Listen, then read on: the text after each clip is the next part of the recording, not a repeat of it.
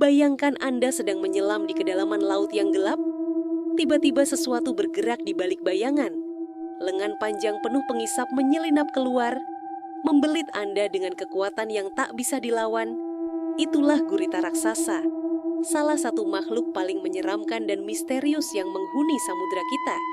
Dengan panjang tubuh yang bisa mencapai 30 kaki atau 9 meter untuk spesies terbesar seperti gurita Pasifik raksasa, dan berat hingga 275 pon atau 125 kilogram, makhluk ini bukan cuma besar, tapi juga mematikan, cerdas, dan penuh rahasia yang bikin kita takjub sekaligus takut. Dalam perjalanan panjang ini, kita akan menyelami kehidupan gurita raksasa dari kekuatan lengan mautnya yang bisa meremukkan mangsa, kecerdasannya yang hampir seperti alien, hingga cerita-cerita nyata tentang pertemuan manusia dengan monster laut ini. Mungkin mereka tak sejahat yang kita pikir, tapi tetap jadi mimpi buruk bagi siapa saja yang berani mendekat. Mari kita mulai dengan fakta dasar. Gurita raksasa atau secara ilmiah dikenal sebagai Enthroctopus dovleini untuk spesies Pasifik.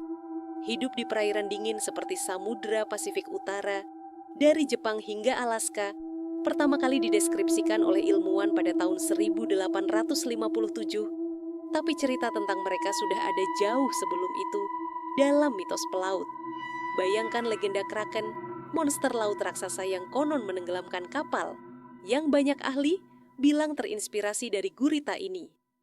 Tubuhnya lunak tanpa tulang, memungkinkannya menyelinap ke celah-celah kecil meski ukurannya besar, dan 8 lengannya dilengkapi 250 pengisap masing-masing.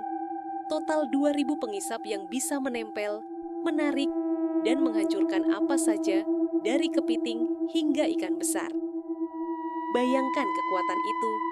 Satu lengan bisa mengangkat beban 50 pon atau 23 kilogram. Dan jika semua lengan bekerja bareng, ia bisa menyeret mangsa seberat ratusan pon ke dasar laut. Itu seperti mesin hidup yang dirancang untuk membunuh. Tapi yang bikin gurita raksasa benar-benar menyeramkan, bukan cuma kekuatannya, melainkan kecerdasannya. Ilmuwan bilang mereka punya otak paling kompleks di antara invertebrata dengan 300 juta neuron, sepertiga di otak utama, dan sisanya tersebar di lengan-lengan mereka. Artinya setiap lengan bisa berpikir sendiri. Bayangkan 8 lengan maut yang tak cuma kuat, tapi juga pintar, bisa membuka toples, memecahkan teka-teki, bahkan kabur dari akuarium seperti yang terjadi di Selandia. Baru pada tahun 2016, saat seekor gurita bernama Inky meloloskan diri dari tangki dan menghilang ke laut lewat saluran pembuangan. Mereka juga ahli kamuflase, bisa ganti warna dalam sekejap untuk menyatu dengan karang atau pasir, membuatnya jadi pemburu siluman yang tak terdeteksi. Bayangkan menyelam dan tak tahu ada monster 30 kaki mengintai tepat di depan Anda. Sekarang mari kita ke lengan mautnya. Setiap pengisap punya kekuatan hisap luar biasa, dan di tengah lengan ada paruh keras seperti burung yang bisa memotong cangkang kepiting atau merobek daging. Paruh ini cuma sebesar 2 inci atau 5 cm, tapi cukup kuat untuk menghancurkan tulang kecil. Gurita raksasa biasanya makan kepiting, udang, dan ikan. Tapi ada laporan mereka menyerang burung laut yang mendarat di air. Bayangkan burung camar yang tiba-tiba diseret ke bawah oleh lengan tak terlihat, hilang dalam sekejap. Beberapa nelayan di Pasifik Utara bilang gurita raksasa pernah merusak jaring mereka, menarik ikan seberat 30 pon atau 13 kilogram langsung dari tangkapan. Itu bukan cuma pencuri, tapi predator yang tak kenal ampun. Tapi apakah mereka berbahaya buat manusia? Secara resmi, tak ada catatan kematian langsung akibat serangan gurita raksasa, tapi cerita pelaut dan penyelam bikin kita ragu. Pada tahun 1967, seorang penyelam di Puget Sound, Washington, dilaporkan diseret ke dasar oleh gurita besar. Untungnya ia selamat setelah melawan dengan pisau. Bayangkan terjebak di kedalaman 50 kaki atau 15 meter, dibelit lengan yang tak mau lepas. Itu horor nyata. Tapi ilmuwan bilang gurita lebih suka kabur daripada serang manusia. Mereka penyendiri, tak suka konfrontasi, dan cuma bertahan jika terpojok. Tapi jika lapar atau terancam, lengan maut itu bisa jadi senjata mematikan. Mari kita bayangkan skenario seru. Apa jadinya jika gurita raksasa bertemu kapal modern? Bayangkan kapal nelayan kecil di lepas pantai Alaska, tiba-tiba jaringnya tersangkut, lalu lengan raksasa muncul dari air, membelit tiang kapal dengan kekuatan 275 pon atau 125 kilogram. Ia mungkin tak bisa tenggelamkan kapal besar, tapi kapal kayu kecil bisa hancur jika lengan-lengan itu menarik cukup keras. Mitos Kraken bilang gurita raksasa bisa menyeret kapal layar ke dasar, mungkin berlebihan, tapi di masa lalu, kapal kayu ringkih mungkin tak cukup kuat lawan makhluk ini. Bayangkan pelaut di tahun 1700-an melihat lengan 30 kaki muncul dari gelombang, tak heran mereka bilang itu monster laut. Tapi di zaman modern, kapal baja dan sonar mungkin bikin gurita tak berdaya.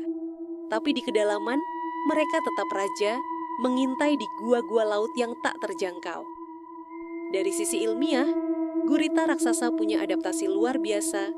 Mereka bisa menyemprotkan tinta hitam untuk kabur, mengubah warna jadi abu-abu, merah, atau cokelat dalam sepersekian detik, dan bahkan memutuskan lengan jika terjebak, yang akan tumbuh lagi dalam beberapa bulan. Bayangkan makhluk yang tak cuma kuat, tapi juga hampir tak bisa dilukai. Penelitian di tahun 2019 oleh Universitas Alaska menunjukkan mereka bisa hidup hingga 5 tahun, bertelur hingga 100.000 butir dalam sekali siklus. Bayangkan ratusan gurita kecil bermunculan di dasar laut, masing-masing potensi jadi raksasa baru. Tapi anehnya, betina mati setelah telur menetas, pengorbanan yang bikin spesies ini terus hidup. Tapi juga tragis, bayangkan monster maut yang akhirnya mati demi anak-anaknya. Sekarang, mari kita ke cerita nyata. Pada tahun 1989, nelayan di Jepang menangkap gurita raksasa seberat 180 pon atau 82 kilogram. Salah satu yang terbesar pernah didokumentasikan.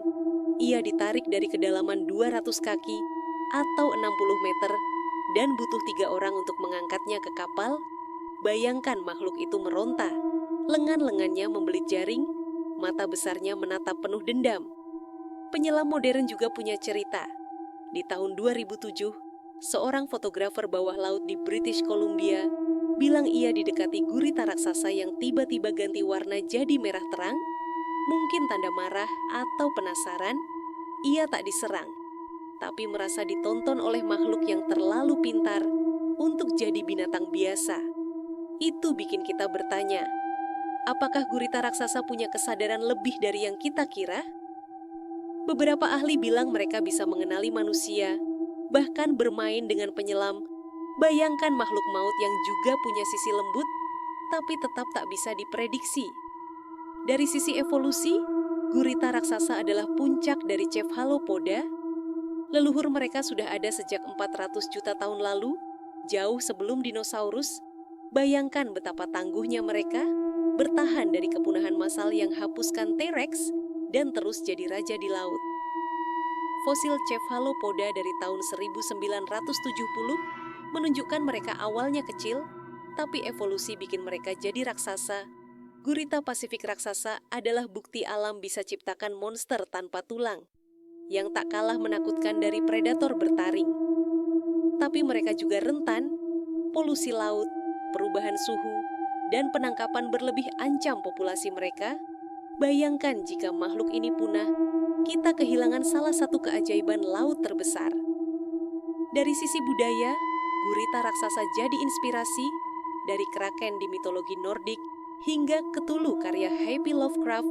Di tahun 1926, mereka simbol ketakutan manusia akan laut yang tak terjelajahi. Bayangkan cerita pelaut tentang lengan raksasa menarik kapal ke dasar. Mungkin cuma gurita lapar yang salah paham. Film modern seperti The Meg atau Pirates of the Caribbean juga ambil inspirasi dari mereka. Bayangkan adegan gurita raksasa melawan Johnny Depp, itu tak jauh dari kenyataan. Jadi apakah gurita raksasa benar-benar lengan maut di bawah laut? Ya, dalam arti mereka predator hebat dengan kekuatan dan kecerdasan luar biasa. Tapi mereka juga makhluk penyendiri yang lebih suka sembunyi daripada serang. Bayangkan bertemu satu di laut.